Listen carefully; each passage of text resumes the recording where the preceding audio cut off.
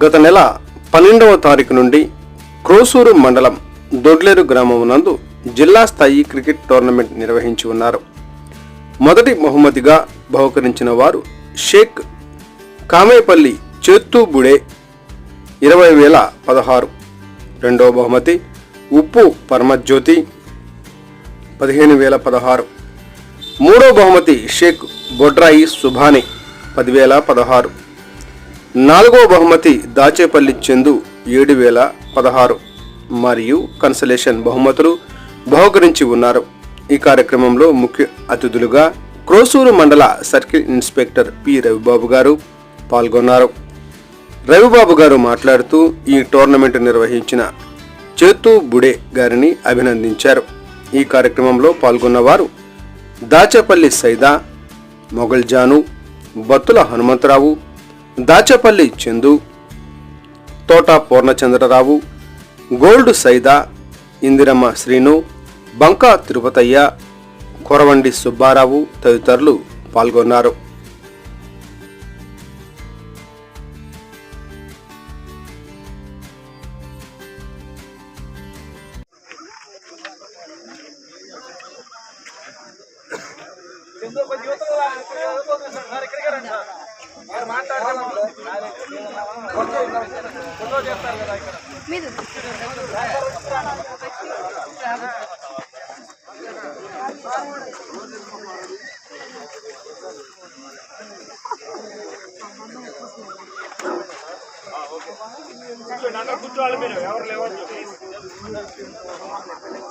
అందరికీ నమస్కారం, good evening.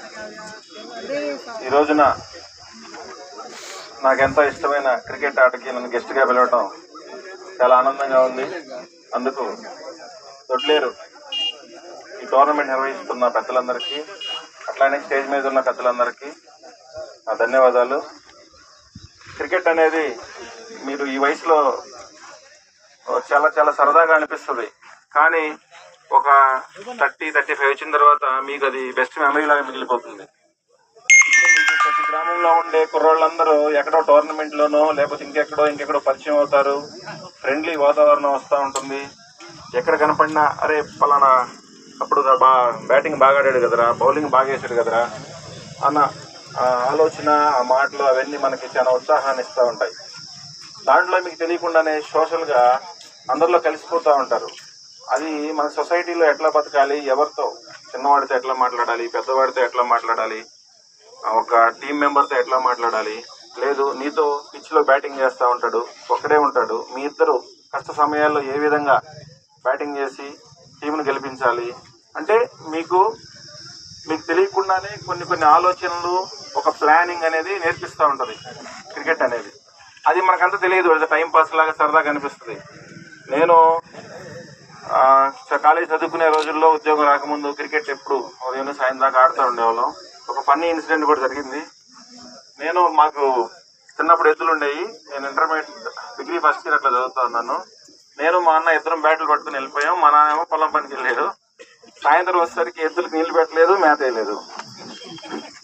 ఆ పక్కనే ఉన్న దంతలు తీసుకొని నన్ను మా అన్నయ్యని పెట్టాడు మా నాన్న. అంటే అంత పిచ్చి క్రికెట్, అంత ఆనందంగా ఎప్పుడు క్రికెట్తోనే టైం స్పెండ్ చేస్తూ ఉండేవాళ్ళం.